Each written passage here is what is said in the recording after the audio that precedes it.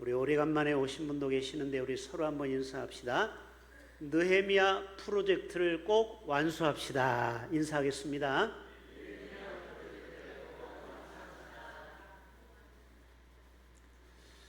느헤미야가 누구지? 또 느헤미야 프로젝트는 뭐 하는 거지? 오늘 구체적으로 설명을 드리겠습니다. 여러분, 느헤미야는 우리가 알고 있는 대로 BC 445년 페르시아 왕의 허락을 받아, 그때 고레스 왕이죠, 여호와께서 감동을 줬어요. 저는 이 대목을 보면서 사람도 감동이 와야 움직인다라는 것입니다. 여러분이 혹시 사업을 하다가 누구한테 돈을 빌려 가더라도 그 사람 마음이 감동이 와야 빌려주는 것 아니겠습니까? 우리가 기도하는 이유도 우리가 기도하면 상대방의 마음을 움직일 수 있다는 거예요. 그래서 고레스 왕이 감동을 받아서 포로를 돌아오게 합니다. 그래서 유다 지방의 총독으로 예루살렘에 부임하게 됩니다. 그런데 돌아와 보니까 성벽이 다 무너져 버린 것입니다. 그래서 다시 모아가지고 한마음 한뜻이 되어서 기적적으로 3년도 아니고 1년도 아니고 6개월도 아니고 52일, 약 2달이 채 안 되는 그 짧은 기간 동안 그 무너진 성벽이 다 완공되었다라는 겁니다. 대단하죠? 그래서 저는 느헤미야 프로젝트라는 제목을 잡은 이유가 우리의 가정에 기도가 무너진 가정이 있을 수 있죠. 또 말씀이 무너진 가정, 믿음이 무너진 가정, 예배가 무너진 가정을 다시 우리가 수축하자라는 것입니다. 그럴 때 대적으로부터 우리의 가정을 지키고 우리의 인생을 지킬 수가 있는 것입니다. 여러분, 프로젝트라는 말은 어떤 주어진 과제나 계획을 완성하는 그러한 것이 바로 프로젝트죠. 신앙의 유산을 우리 후손들에게 남겨주기 위하여 9월부터 3년 후인 2029년 9월까지 성경 66권을 우리가 다 한번 내 친필로 써보자. 그리고 성경 66권을 다 내가 입으로 읽고 그걸 한번 녹음해 보자. 제가 여러분에게 이미 지난주에 또 여러분에게 카톡으로 말씀을 드렸죠.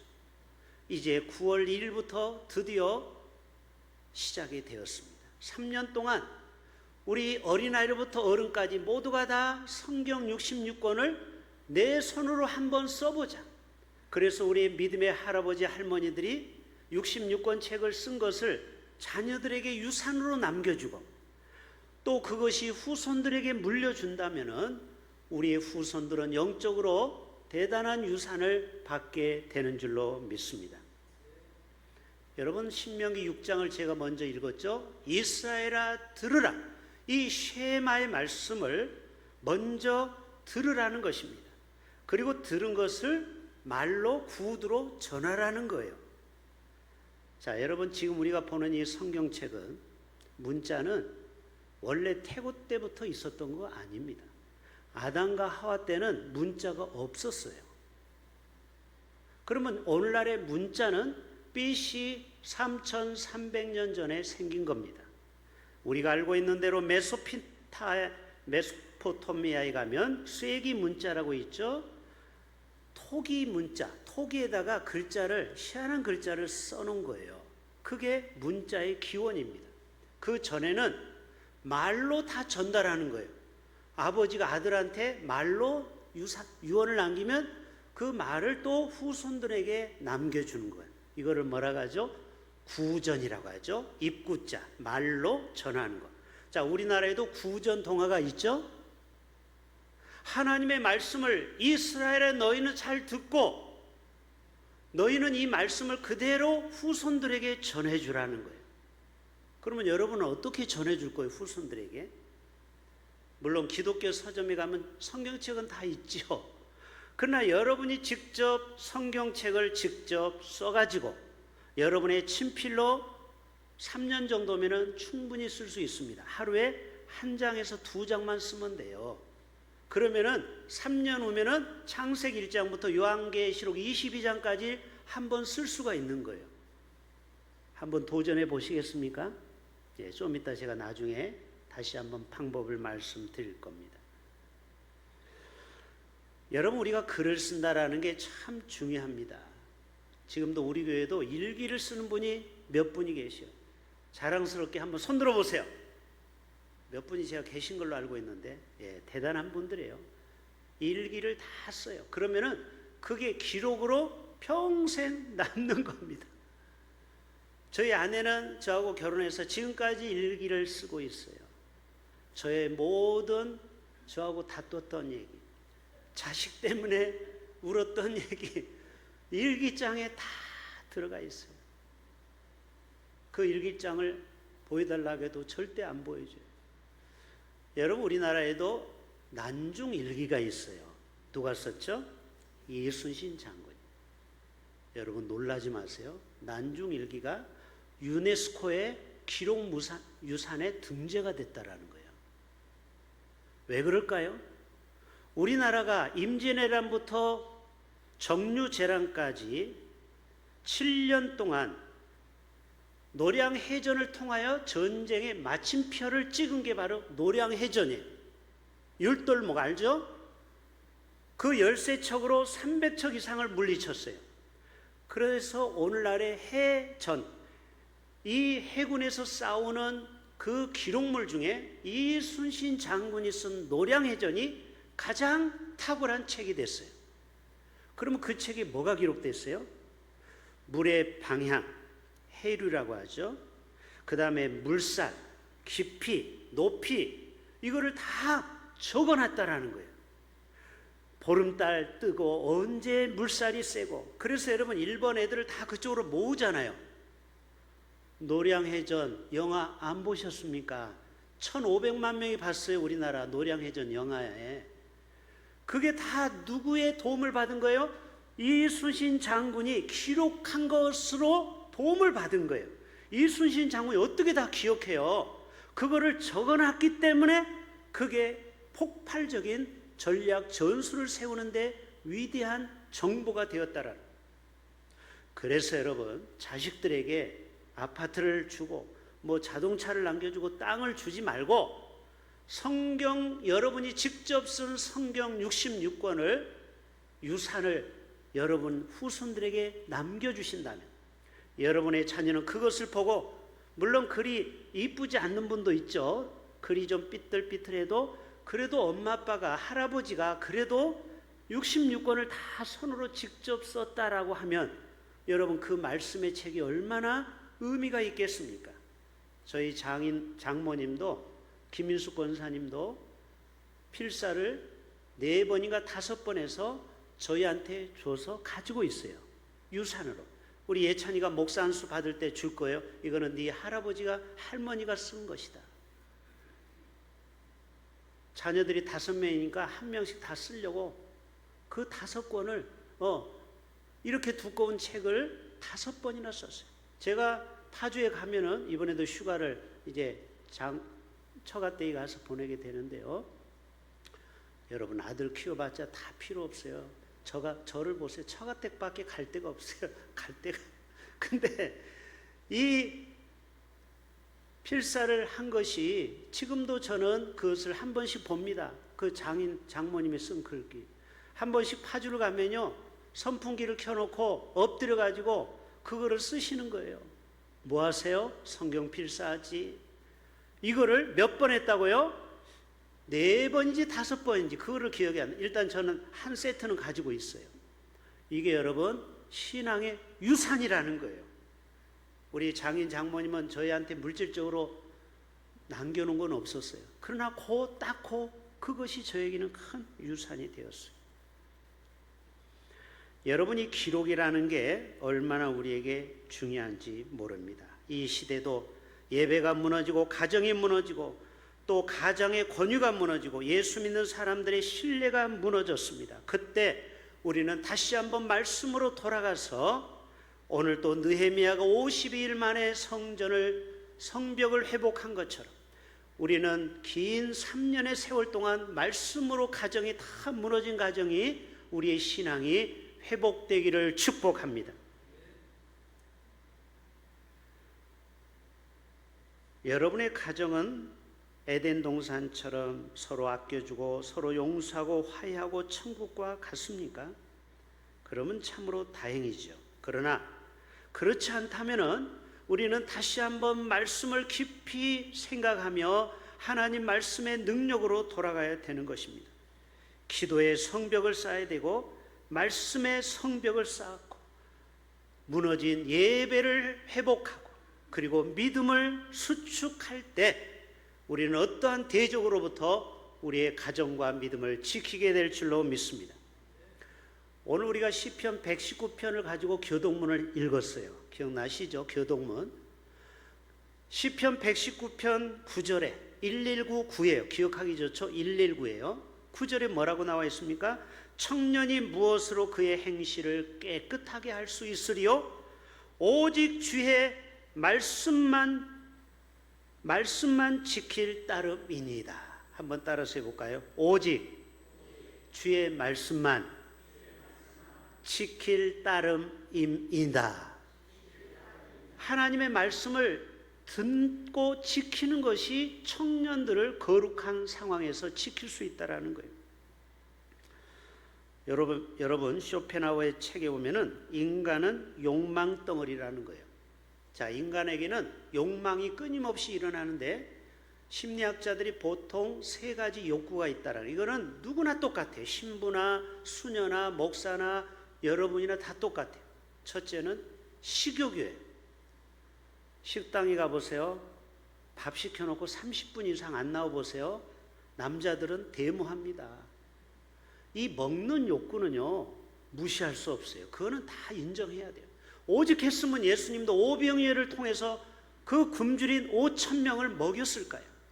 먹지 않고는 인간이 생명을 유지할 수 없어요. 두 번째로는 수면욕이에요. 사람이 잠이 부족하면요 사람이 날카로워요. 사람이 까칠해. 잠이 부족하면요 예민해져요. 인정하시죠? 세 번째로는요 성적인 욕구예요. 이거는 모든 심리학자들이 다 이야기하는 거예요. 그렇기 때문에 요즘 같은 매스미디어들은 이거를 잘 드라마나 영화나 OTT에서 활용합니다. 성공하는 OTT, 영화, 드라마는요 반드시 사랑이 있어요. 로맨스가 있어요. 그리고 거기에는 재미가 있어요. 그리고 거기에는 막 비행기가 떨어지고 자동차가 폭발하고 어떤 사람들의 눈을 자극하는 장면이 나와요. 그게 바로 폭력성이죠. 이거가 빠지면은요 영화와 드라마가 안 되는 겁니다. 막장 드라마는 특별히 그래요. 예? 이게 뭐냐? 인간의 욕구를 너무 잘 알아요, 세상은. 그렇기 때문에 우리들을 그쪽으로 계속 끌고 가는 거예요. 그래서 저는 이번 느헤미야 프로젝트는 이렇게 제가 설명하고 싶어요. 따라서 합시다. 디지털 디톡스. 자, 디지털 디톡스를 여러분이 한 대씩 맞아야 돼요. 디톡스는 뭐예요? 그 나쁜 것들 얘기하는 거죠. 그것을 제거하는 거예요. 독소를 제거하는 게 디톡스예요. 그러면 디지털은 뭐냐? 우리가 매일 보는 스마트폰. 여러분 청년들한테만 뭐라고 하지 마세요. 식당에 가면요 아저씨, 할머니, 할아버지도 스마트폰만 보고 있어요. 이것만 손가락으로 계속 뭘 넘겨. 여러분 현대인들은요 5시간 이상 스마트폰을 본다고 그래요. 평균 유튜브 다 포함해서. 그러니까 우리는 하나님 말씀을 읽고 쓸 시간이 없는 거예요. 그래서 여러분에게 디지털 디톡스를 제시합니다. 이제는 성경을 무조건 하루에 1장에서 2장을 읽고 쓰고 낭송하고 녹음하고, 할렐루야. 그러면 자연스럽게 디지털에서 우리가 조금씩 빠져나올 수가 있는 거예요. 제가 지금 그렇게 하고 있어요. 하루에 1장, 2장을 낭독해요. 여러분에게 보내드렸죠? 여러분은 물론 듣지는 않았겠지만, 그런데 4가지 장점이 있더라고요. 소리내서 읽으면요, 첫째는 집중력이 대단해요. 잡념이 들어가면요 읽다가 틀려요. 그렇죠? 그러니까 한 자라도 잘못 틀릴까 봐 집중해서 한 장을 읽더라고요. 그게 좋은 장점이에요. 두 번째로는 발음 연습이 좋아져요. 발음, 읽는 훈련이 되고, 또 하나는요, 내 귀에 들려요. 자, 여러분의 입과 귀는 몇 센치 정도 돼요?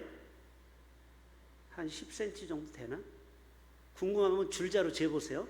여러분의 입과 귀가 얼마나 되는지. 여러분이 말하면 누가 제일 먼저 들어요? 여러분이 듣는 거예요. 그래서 여러분 욕하면 안 돼요. 욕하면 내가 먼저 들어. 그래도 화도 나도 욕을 하면 안 돼요.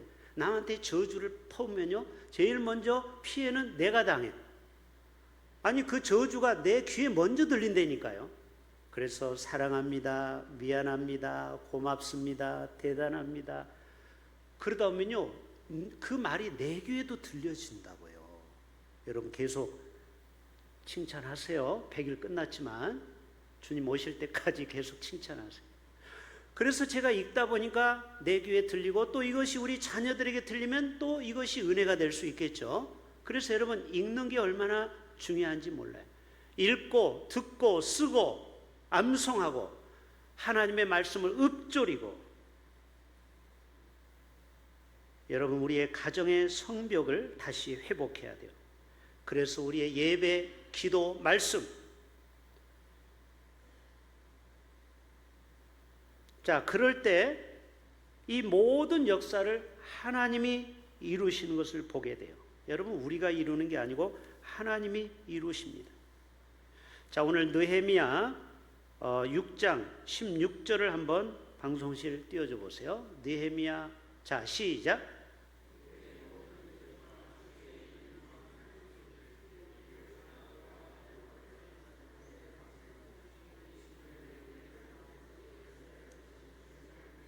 자, 이 느헤미야가 성벽을 건축할 때 도비야와 산발랏은 얼마나 사람들을 힘 빠지게 했는지, 여우가 올라가도 무너진다, 이렇게 아주 가치를 평가절하했어요. 여러분, 대적 마귀는요, 우리를 평가절하합니다. 사람을 디스하고 사람을 막 욕하고 비방하고, 그럴 때 우리는 낙심이 될 때가 있어요. 그럴 때 여러분, 말씀으로 다시 돌아오면 힘을 얻게 되는 줄로 믿습니다. 세상은요, 여러분을 항상 좋게 평가하지 않아요. 왜요? 시기 질투가 얼마나 많은지 몰라요. 그래, 여러분이 잘 되는 꼴을 못 보는 거예요. 그러니까 우리는 늘 영적으로 힘들어, 지쳐 있어. 그러나 하나님 말씀으로 돌아와 보면은 두려워하지 말라, 놀라지 말라, 나는 너의 하나님이 됨이니라, 세상 끝날까지 내가 너와 함께함이니라, 네가 물속이라도 불속이라도 내가 너와 함께하마. 전부 다 하나님 말씀은 우리에게 용기를 주는 말씀이에요. 맞지요? 그러니까 말씀으로 돌아오면요, 이 세상에서 아무리 찢기고 상해도 다시 회복이 될 수 있다는 거예요. 여러분, 말씀은 로고스라고 하죠. 이 로고스는 생명이에요. 말씀을, 떡을 먹으라고 했죠. 예수님이 나는 생명의 떡이다. 이 떡이 말씀이죠. 여러분, 그런데도 우리는 말씀을 가까이 하지 않아요. 성경 한번 써보지도 않아요. 자, 지금까지 필사를 한 번 이상 하신 분 손 번쩍. 일부 예배도 3명 있던데 손 들어보세요. 예, 한 4, 5명 되네요. 자, 아직 손 안 드는 분은 저를 포함해서 이번에 꼭 3년 동안 꼭 한번 써봅시다. 해보자고요. 예, 하나님이 하시면 할 수 있어요. 여러분, 쇼펜하우어는 산다는 것은 괴로운 것이다, 고통이다. 제가 이 글귀를 보면서 얼마나 위로가 됐는지 몰라요. 여러분, 가끔 우리는 성경 외에도 좋은 책을 보면서 우리는 큰 위로가 될 때가 있어요. 야, 여러분, 살다 보면은 힘들고 지치고 정말 내 마음대로 안 되고 답답할 때가 있잖아요. 그런데 쇼펜하우어가, 벌써 철학자가 이런 말을 미리 써놨어요. 어차피 인생은 고통이다. 오직 했으면 불교는 고해와 같다고 했을까요? 그러나 여러분, 잘 들어보세요. 마른 씨앗은 3000년 동안 생명력을 유지하다가 마침내 유리한 환경이 생기면 식물로 성장한다. 작년에 해외 토픽에 나온 얘기입니다. 이집트에서 자랐던 씨앗이 하나 발견이 됐어요. 지금부터 3,000년 전 씨앗이에요. 그거를 식물학자가 적당한 온도, 습도, 물을 줬더니 거기에서 싹이 나왔다라는 거예요. 3,000년 동안 씨앗이 죽은 줄 알았더니 3,000년 후에 거기에서 생명의 씨앗이 나왔다라는 거예요. 발화가 되었다라는 거예요. 저는 그 말을 듣고 전율이 돌았어요.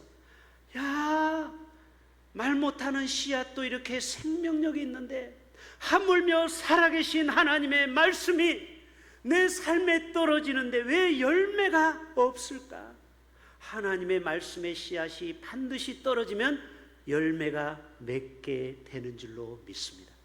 옥토만 된다면 30배, 최소가 30배요, 60배, 100배 열매를 맺는다라는 거예요. 이 책에서 쇼펜하우가 이런 얘기합니다. 우리는 사실 사는 것이 죽는 것보다는 나을 것이라는 막연한 믿음으로 하루하루를 버티며 살아가고 있는 것이다. 이 말도 저한테 너무 공감이 되는 말이에요. 그렇죠? 여러분, 사는 게 항상 천국은 아니잖아요. 때때로 지옥을 늘 경험하잖아요. 그런데 사는 것이 죽는 것보다는 나을 것이라는 그 막연한 믿음, 우리는 이것이 소망이요 하나님의 말씀이죠. 이거를 믿기 우리는 죽지 않고 오늘 또 살아가는 거예요. 또 내일도 살 거죠. 모레도 살아갈 겁니다. 여러분, 요셉을 보세요. 17살에 형으로부터 팔려가서 노예가 돼가지고 또 오해가 돼서 감옥까지 가고 무려 13년 동안 흑역사를 써갑니다. 하나님은 한 번도 구원의 손길을 펼친 적이 없어요. 여러분, 하나님을 믿는 게 참 어려운 게 하나님이 즉각 응답하면 얼마나 좋아? 아파도 손 얹으면 쫙 낫고 내가 뭘 바라면 짠 응답해주고 이래야 되는데 하나님은 침묵만 지키시는 거예요. 응답이 없어. 여러분, 이때 미치고 팔짝 뛰는 겁니다. 그럴 때 말씀의 힘으로 우리가 버티는 거예요. 그래도 하나님이 나에게 말씀을 주셨지. 여러분, 결국 30세에 총리가 되지 않습니까? 야곱도 20년 동안 삼촌 라반의 집에서 얼마나 쇠 빠지게 고생을 합니까? 험악한 세월을 보냈죠. 희망은 1도 없었어요. 그러나 때가 되니까 결국 2때나 이루는 큰 거부가 되어서 금이 환양을 했어요. 모세도 40년의 그 긴 세월 동안 오직 하나님의 말씀을 붙들고 도망자로 살다가 80세에 떨기나무 불꽃 가운데 모세야 모세야. 하나님은요 정말 대단하신 분이에요. 40년 만에 응답해 주시는 거예요. 40년 만에. 아브라함은 25년 만에 이삭을 줬죠? 여러분, 지금도 아직까지 응답이 없는 분들 위로를 드립니다. 여러분만 힘든 게 아니고 저도 응답이 없어서 힘들 때가 너무 많아요. 그러나 말씀에 의지하고 우리가 견디다 보면 하나님께서 마침내 아브라함에게 리브가에게 하나님이 이삭을 선물로 주시지 않습니다. 욥은 말할 것도 없고 30년 동안 얼마나 많은 고난을 공중전, 육해공군전을 다 겪었잖아요. 여러분, 성경을 읽으면요 삶의 지혜가 생깁니다. 따라서 합시다. 성경을 읽으면 삶의 지혜가 생깁니다. 창의력이 생깁니다.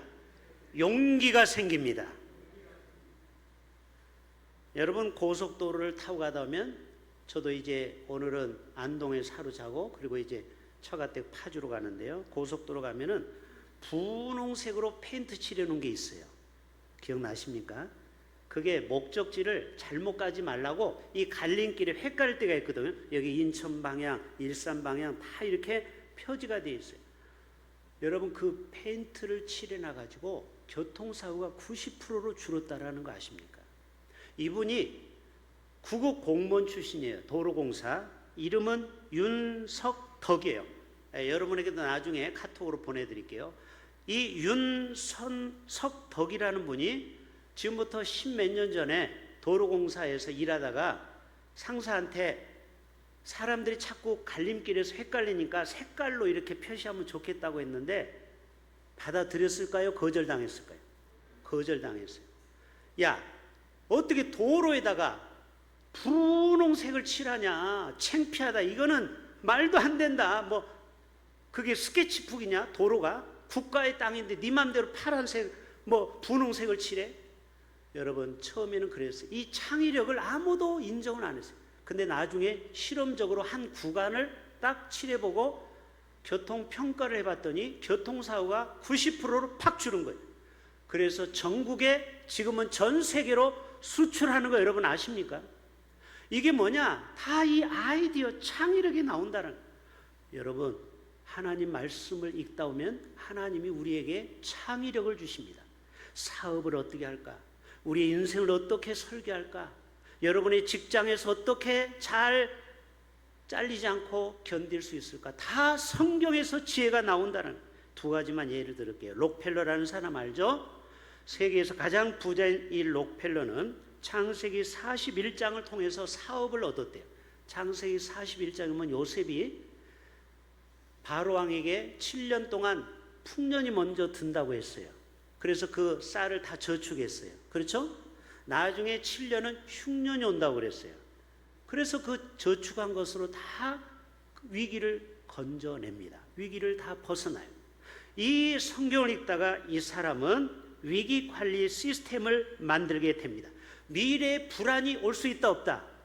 보세요. 삼성전자나 SK 하이닉스 처음에는 그렇게 대단했지만 또 한동안에는 또 곤두박질했죠. 여러분, 항상 좋다고 하는 것이 미래에도 영원히 좋은 건 아닐 수 있다라는 거예요. 그래서 미래를 항상 위기관리로 대응하라는 것이 바로 록펠러 재단의 정책이었어요. 이게 다 어디서 나왔다고요? 창세기 41장에서 원리를 발견했다라는 거예요. 존 워너 메이커, 백화점의 왕이죠. 여러분, 여기 신세계 롯데 처음에는 백화점이 없었어요. 지금부터 수백 년 전에 미국의 한 사람이 참기름 사러 가고 저쪽에 가서 밀가루 사러 가고 저쪽에 가서 신발 사러 가고 얼마나 복잡해. 근데 이것을 다 한 곳에 모아놓으면 장보기가 좋겠다 해서 백화점을 만든 것이 존 워너 메이커 아닙니까? 톡실한 크리스찬이. 이분이 전도서 11장을 읽다가 무릎을 쳤어요. 너의 떡을 물 위에 던지라. 그런 내용이 나오죠. 너의 떡을 물 위에 던지라. 구제 성교의 의미도 있어요. 그러면은 며칠 있다가 다시 찾으리라. 그런데 이거를 기업 경영에 뭘로 적용했느냐? 그 불황기에도 적극적인 투자를 하라.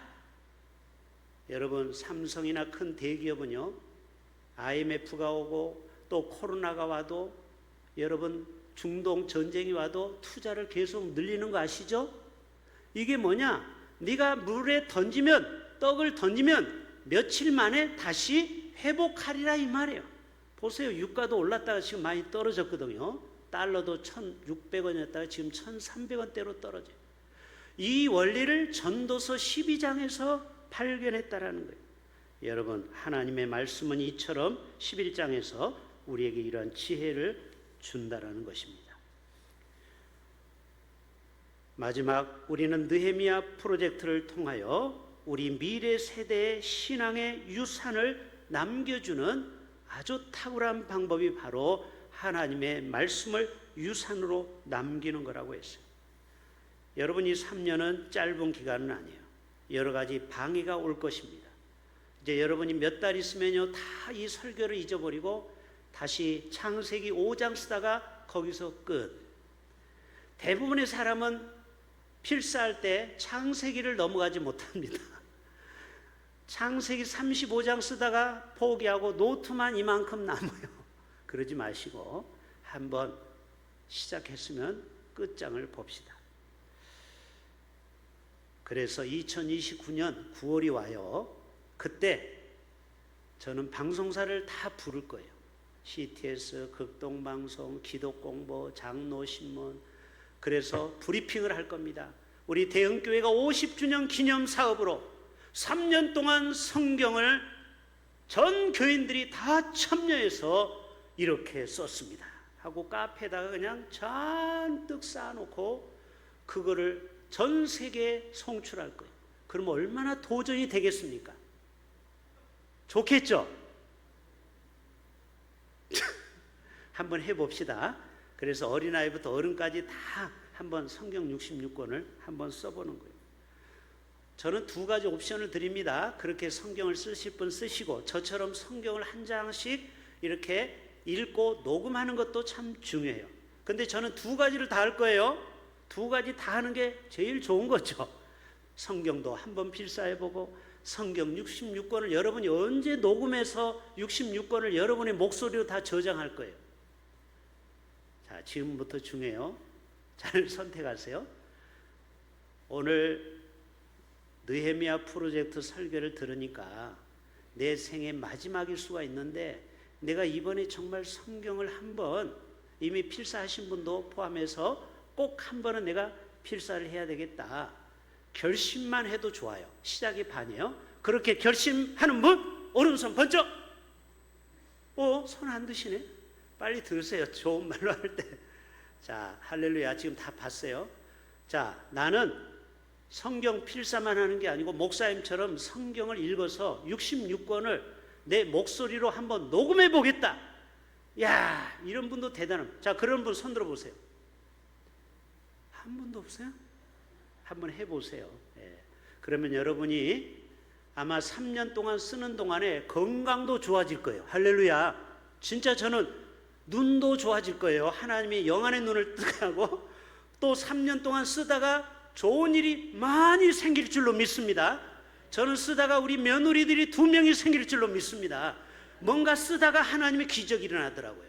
여러분, 순종이 제사보다 나아요. 해보세요. 시작이 반이에요. 비록 여러분 다 못해도 괜찮아요. 일단 순종을 해보세요. 하다가 보면, 좀 하다가 중단하면 어때요? 그래서 여러분 2장씩 써야 돼요. 왜요? 하다가 쉬었다가 하다가 쉬었다가 하기 때문에 2장을 써야 3년 안에 마칠 수 있어요. 원래는 1장만 써도 되거든요. 근데 2장을 쓰셔야 돼요. 그래야 바쁘면 여러분 또 쓸 시간이 없기 때문에.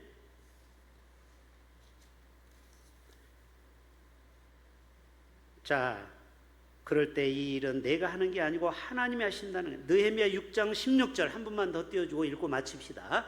느헤미야 6장 16절 시작. 우리의 모든 대적과 주위에 있는 이방 족속들이 이를 듣고 다 두려워하여 크게 낙.